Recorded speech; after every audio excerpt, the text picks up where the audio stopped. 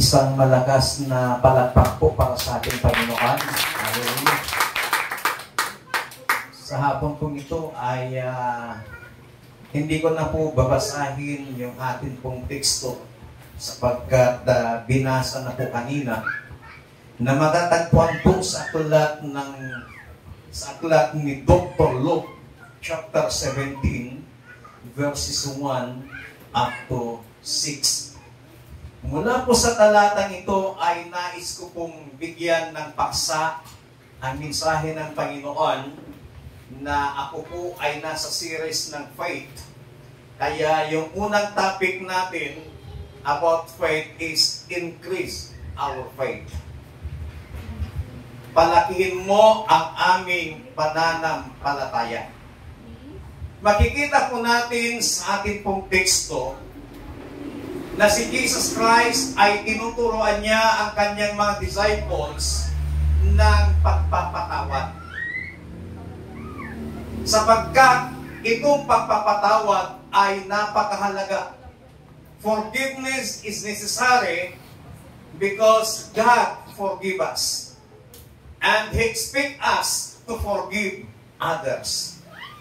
We must even forgive the same person repeatedly if they repent.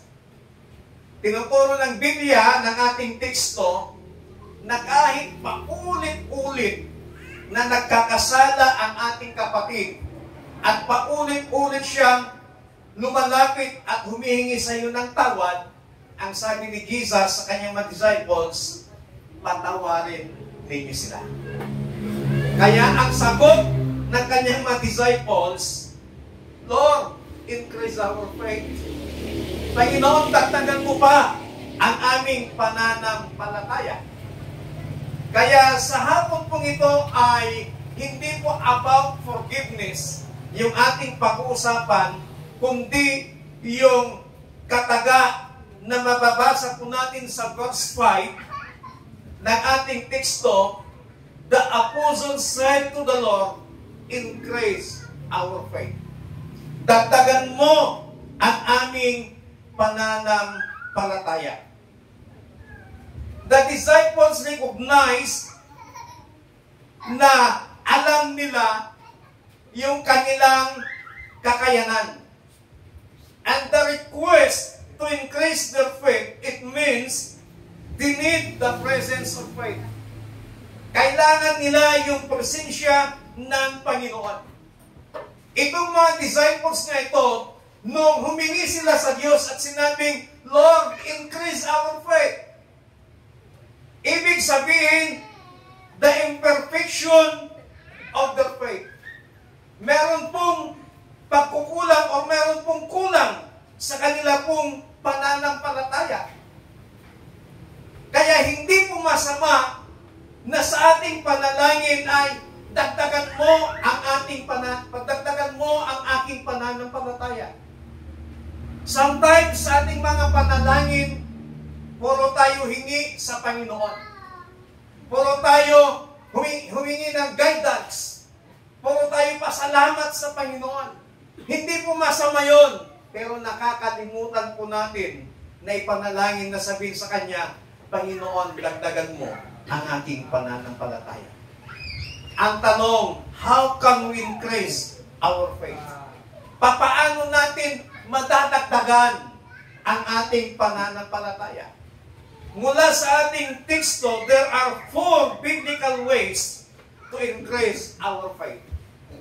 May 4 na biblical na pamamaraan para madagdagan ang ating pananampalataya. Sa verse 5, the apostle said to the Lord, increase our faith. Number 1, prayer increases our faith. Panalangin. Pray for the increase of your faith. Gaano kadalas na kapag tayo po ay nananalangin sa Panginoon, ang hinihiling natin sa Kanya is dagdagan ng Panginoon ang ating pananampalataya. Ang Diyos Gusto niya na madagdagan ang ating pananampalataya. Yan ang panalangin gustong-gusto ng Panginoon na Kanyang marinig sa atin at panalangin tiyak na Kanyang sasagutin. Bakit? Ang sabi niya sa mga disciples niya, kung mayroon lang kayong kasing laki ng butil ng mustasa ng pananampalataya, maaari niyong gawin mo, maaari niyong sabihin sa bundok na ito nalilipat at siya'y nilipat. Ibig sabihin, nakita ni Jesus na yung kanyang mga disciples na walang kasing laki ng butil ng mustasa ang kanilang pananampalataya. So makikita po natin dito bilang isang tao na yung mga disciples ni Jesus, bagamat nakakasama na nila si Jesus araw-araw, naririnig, nakikita yung mga miracles na ginagawa ni Jesus. Pero ang mga disciples na ito, nakikita pa rin nila na kulang ang kanilang pananampalataya.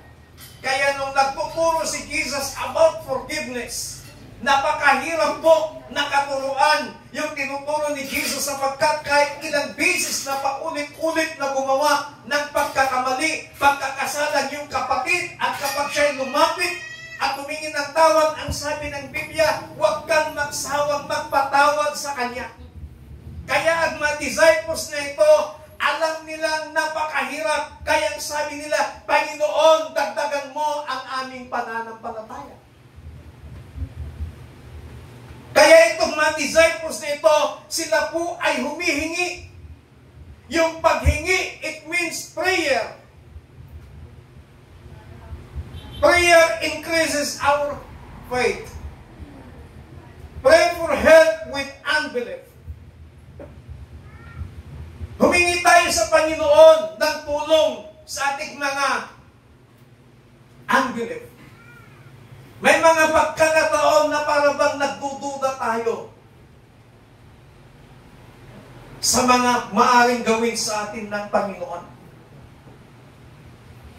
Pero sa hapon pong ito, tinuturuan tayo ng Panginoon na manalangin tayo at humingi ng tulong para mawala yung pagdududa sa ating puso, sa ating isipan. Sa Mark chapter 9 verse 24, agad namang sumagot ang ama ng bata, naniniwala po ako, tulungan po ninyo akong madagdagan pa ang aking pananampalataya. Now, bibigyan ko kayo ng background ng Mark chapter 9 verse 24. Ang background na ito ay mayroong isang ama na dinala niya ang kanyang anak na sinasapian ng masamang espiritu at nakiusap kay Jesus na kung magagawa lamang niya ito, sila ay kaawaan at tulungan. Kaya sinagot sila ni Jesus at nagtanong si Jesus, kung may magagawa ako, sabi ni Jesus, mangyari ang lahat sa sinumang may pananampalataya. Yung tatay ng bata, sumagot kay Jesus, naniniwala po ako. Tulungan po ninyo akong madagdagan pa ang aking pananampalataya. At that moment, inutusan ni Jesus ang masamang espiritu ng pagkapipi, ang masamang espiritu ng pagkabingi sa bata at napasigaw ang masamang espiritu at pinangisay ang bata at saka lumabas. Pagkalabas ng masamang espiritu, nawalan ng malay ang bata. Ang sabi ng mga tao, patay na ang bata. Pero ang sabi ni Jesus, hindi. Natutulog lang ang bata. Ginising ni Jesus. Pagkagising niya doon sa bata, magaling na ang bata. So yung tatay, lumapit kay Jesus, nang sabi niya, kung magagawa po ninyo, kaawaan po ninyo ako at tulungan. Pero anong sagot ni Jesus sa kanya? Mangyayari ang sinumang may pananampalataya. Kaya ang sabi ng ama ng batang ito, Panginoon, tulungan po niyo akong dagdagan ang ating pananampalataya. May pagdududa ang ama ng bata sa maaaring gawin ni Jesus sa kanyang anak. Kaya humingi siya ng tulong kay Jesus na madagdagan pa ang kanyang pananampalataya. Mga kapatid, maaaring maging katulad tayo nung tatay nung bata na sinapian ng masamang espiritu. At maaaring sabihin din natin sa Panginoon, Panginoon, dagdagan mo ang aking pananampalataya. Palakpakan natin ang Diyos. Pangalawa, na biblical ways para tayo po ay magkaroon ng pagkaragdag ng ating pananampalataya. Sa verse 6, tumugon ang Panginoon. Kung ang inyong pananampalataya ay sinlaki ng butil ng mustasa, masasabi ninyo sa punong ito ng sikamuro, mapulot ka at matanim sa dagat, at susundin kayo nito. Understanding the power of faith. Para madagdagan ang ating pananampalataya, kinakailangan unawain po natin o maunawaan po natin ang kapangyarihan ng pananampalataya. Na yung pananampalataya po natin sa Panginoon, meron pong kapangyarihan yan. It can move the impossible into possible. Yung mga bagay na sa tingin natin ay imposible, pero kapag tayo po ay nananampalataya sa Panginoon, ang imposible ay nagiging posible. It can provide what is all you need. Kayang-kaya niyang tugunin lahat ng ating pangangailangan. Ang sabi ng Bible, when we ask in faith for something that is in accordance with the will of God, He will grant us according to our desire. Kaya kung tayo po ay may pananampalataya sa Panginoon, dahil sa pananampalataya niyan, matutugunan ang iyong pangangailangan. Kaya huwag kang mawalan ng pananampalataya. Lagi mong ipanalangin sa Panginoon araw-araw, Lord, increase my faith. Dagdagan mo pa ang aking pananampalataya. Kasi si Jesus, sa kanyang mga disciples, hindi niya nakita ang kasinlaki ng butil ng mustasa ng kanilang pananampalataya. Kaya sabi ng kanyang mga disciples, Lord, increase our faith. Sana maging katulad tayo ng mga disciples ni Jesus, ng panalangin natin, dagdagan ng Panginoon yung ating pananampalataya. It can give us courage. Yung kapangyarihan ng pananampalataya, nagbibigay ito ng ating katapangan. Your belief, sabi ni Smith Wigglesworth, your belief determines your action, and your action determines your results. But first, you have to believe. Yung atin daw paniniwala, ipinapakita nito ang ating mga gawa. At yung ating mga gawa, ipinapakita nito ang resulta. Pero bago ang resulta, kailangan munang ikaw ay manampalataya. Amen? Amen. Amen. Amen. Ang sabi din ni Mark Victor Hansen, I am not moved by what I see. I am not moved by what I feel. I am moved only by what I believe. Tayo pong mga mananampalataya, we are living by faith. Namumuhay tayo sa pananampalataya, hindi dahil sa ating mga nakikita, kundi sa iyong pinaniniwalaan. Amen? Kasi pag namumuhay ka dahil sa iyong nakikita, baka mamaya subukin ka ng Panginoon, kunin yung mga financial, kunin yung kayamanan, baka hindi ka na maglingkod sa Kanya. Pero kapag naglilingkod ka sa Panginoon, hindi dahil sa iyong nararamdaman, kundi dahil sa iyong pananampalataya, kapatid, ang Diyos magbibigay ng resulta sa buhay mo. Palakpakan natin ang Panginoon. Pangatlong pamamaraan na tinuturo ng Biblia para madagdagan ng ating pananampalataya sa Romans chapter 10, verse 17. So then faith cometh by hearing, and hearing by the word of God. Hearing the word of God. Habang ikaw at ako ay patuloy na nakikinig ng salita ng Panginoon, nadadagdagan ang ating pananampalataya. Kaya ako, pagdating sa Balintaway, gustong-gusto ko pong ako yung nakikinig ng salita ng Panginoon kasi gusto kong madadagdagan pa ang aking pananampalataya. Amen? The more na ikaw ay nakakarinig ng salita ng Panginoon, the more na nadadagdagan ang iyong pananampalataya. Kaya wag na wag tayong magsasawa na makinig sa salita ng ating pong Panginoon. Reading the Bible is necessary and has its place. However, this verse in our text, ipinapakita nito yung kahalagahan ng pakikinig ng salita ng ating Panginoon.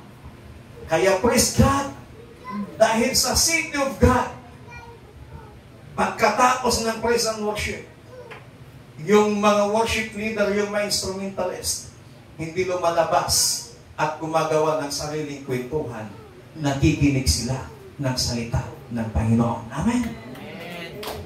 Dapat pahalagahan natin yung pakikinig ng salita ng Panginoon.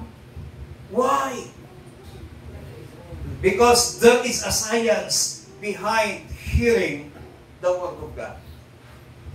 Meron po, ang sabi po ni Chuck Box, a study conducted by the Journal of Verbal Learning and Verbal Behavior found that our brains are actually more likely to create meaningful imaginary when we listen to a story. Yung ating daw kaisipan,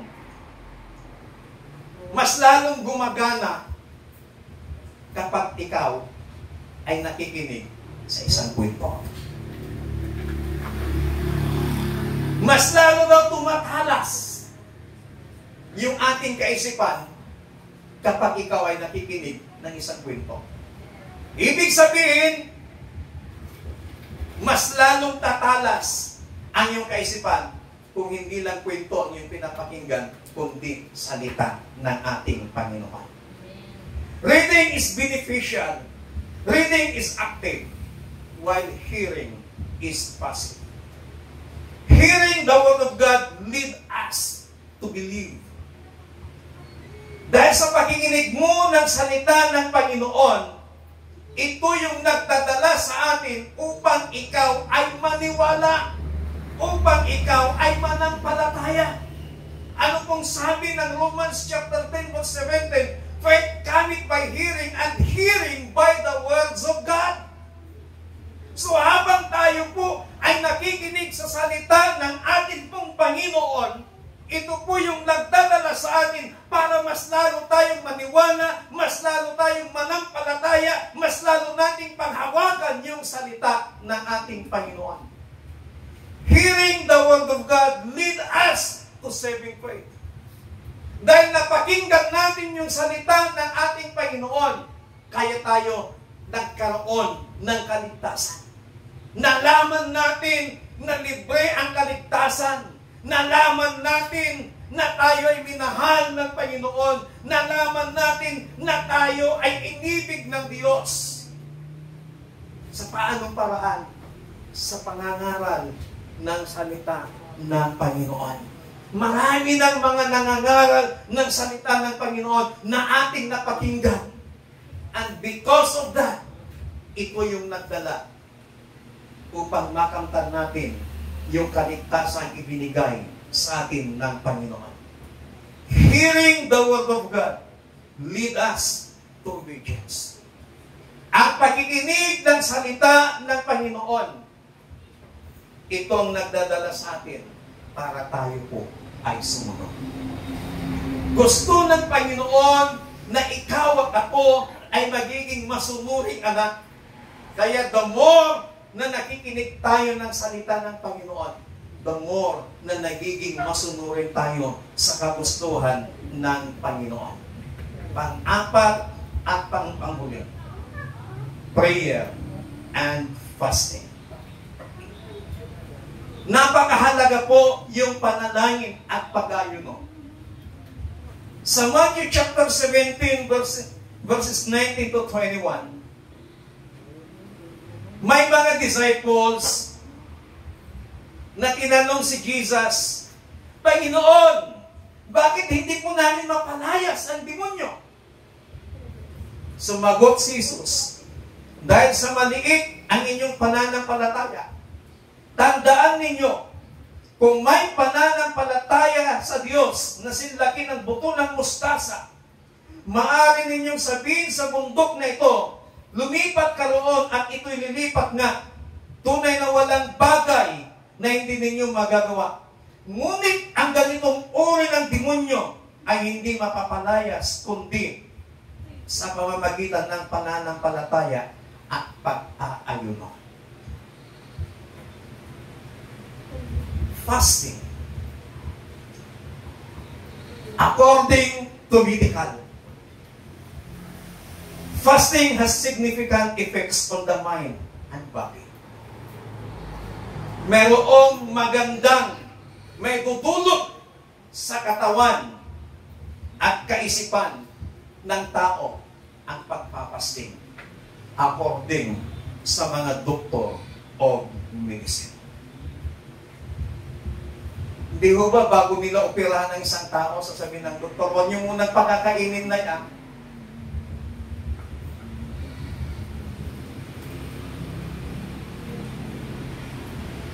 Kahit tubig lang, huwag niyo munang painumin ng tubig. Gusto ng mga doktor yung walang maipasok sa ating katawan bago kami na-operahan. Now, there are two kinds of fasting. When we say fasting, it means abstinence from food. Yung hindi mo pagtikim ng anumang pagkain. Now, there are two kinds of fasting. Meron tayong tinatawag na wheat fasting. Ano itong wheat fasting na ito? Yung wala kang ipinapasok na mga anumang pagkain sa iyong katawan maliban sa tubig. Tubig lamang. Tubig lamang. At meron tayong tinatawag na dry fasting. Ang dry fasting, walang tubig, walang pagkain. Ang isang tao, according sa mga doktor, ang isang tao mabubuhay pa rin yan kahit walang pagkain sa loob ng 5 araw. Mabubuhay pa rin ang tao kahit walang pagkain sa loob ng 5 araw. Manghihina lang yung katawan. Kaya pala sinasabi sa atin ng mga doktor, kinakailangan uminom ka ng tubig 8 glasses of water sa loob ng 1 araw. Kasi ang ating katawan, kung hindi ako nagkakamali, 80% water. Kaya, nung chismosa ka, nung maritis ka, nabit ka nagkakapsot, di pa nagsasaong, mapupukawang ka tidanom, tabagin, tapos ang kapay mo uminom itidanom. So, masapol i-maintain tayo yung 8 glasses of water sa loob ng 1 araw. Katulad sa akin, ako po ay nagbabawas ng tubig sa aking pangangaral umaga at sa kahapon. Pero, mahilig akong uminom ng tubig. Kaya sa fasting, itong dry fasting, mga kapatid, maaari mong gawin ito. Halimbawa, 1 araw, hindi ka kakain. Hindi ka kakain ng breakfast. Hindi ka kakain ng lunch, hindi ka kain ng dinner, tubig lang. Pero dapat huwag kang magtrabaho ng mabibigat. Kasi mangingina yung katawan mo. Ang gagawin mo doon, magbasa ng Biblia, manalangin. May time kang magbasa ng Biblia, may time kang manalangin. Napapalakas ang iyong spiritual. Amen? Amen. Napapabuti pa yung ating katawan. Merong magandang may dudulot sa ating katawan, yung pagpapasting. Pero pag nag-fasting ka, hindi ka kumain, dry fasting yung ginawa mo, umaga, tanghali, hapon, kinabukasan, kapatid, huwag ka kaagad kakain ng kanin. Mag-noodles or maglugaw ka muna para hindi sasakit yung tiyan mo. Yung ginagawa ng may ibang mga churches, tayo wala pa tayong physical na place of worship, kaya hindi tayo nakakagawa ng overnight prayer and fasting. Kahit yung 2 kainan lang na walang kainan, pero pagkatapos bago maghiwalay, merong lugaw dyan. So parang nagkaroon lang ng overnight prayer and fasting. Ginagawa ng ibang mga churches yan. Pero hindi natin magawa-gawa dahil wala pa tayong place of worship na close, na hindi tayo madisturbo kapag tayo po ay nag-worship, nananalangin sa Panginoon. Fasting humbles the soul, and fasting afflicts the body and strengthens the spirit, and fasting draws us closer to God. Mga kapatid, our faith can increase. We must cry out to Jesus. Nasabihin natin sa Kanya, Lord, increase my faith. Tayo na pong lahat ay tumayo. May 4 na biblikal na ginuturo sa atin ang Panginoon para madagdagan ang ating pananampalataya. Number 1, prayer increases our faith. Pangalawa, understanding the power of faith. Pangatlo, hearing the word of God. At pang-apat, prayer and fasting. Kumusta po ang ating pananampalataya? Sa hapong ito, we must put these 4 biblical methods to increase our faith and practice today. Like the disciples of Jesus Christ, sinabi nila kay Jesus, Panginoon, dagdagan mo ang aming pananampalataya. Sa iyong kinatatayuan, kapatid, sa hapong ito, maaari mo din sabihin sa Panginoon yung panalangin ng mga disciples na sinabi nila, Panginoon, dagdagan mo ang aking pananampalataya. Hallelujah. Awitin nga natin yung inawit natin sa worship kanina. Hallelujah. Oh, we praise you, Jesus.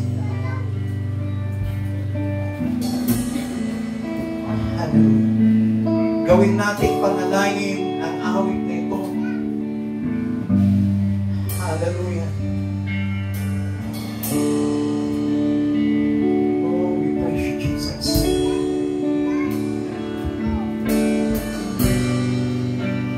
Hallelujah.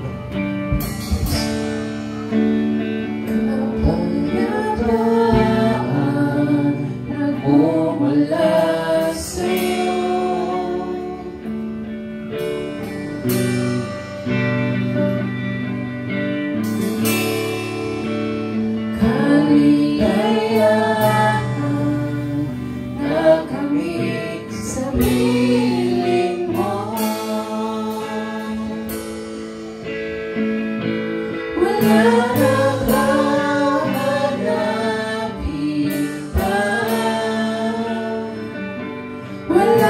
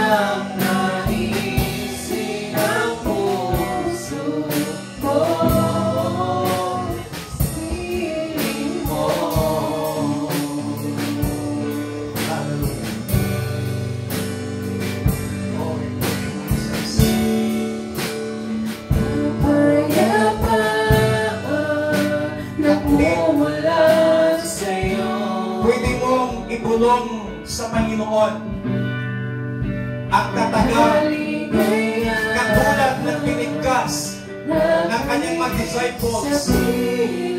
Lord, increase my faith. Hallelujah.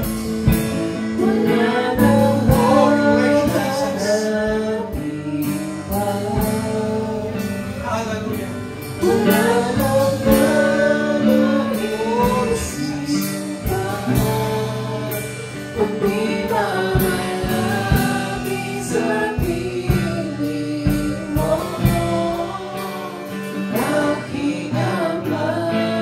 Hallelujah.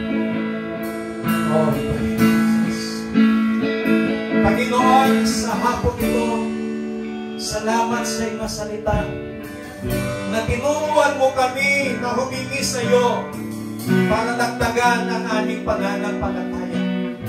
Lord, yan ang aming desire, yan ang aming panalangin, katulad ng kamuskuhan, katulad ng panalangin, katulad ng hiningi sa iyo ng iyong mga disciples na sinabi nila, Lord, increase our faith. Yan din ang aming panalangin sa heart mo. Increase our faith, O God.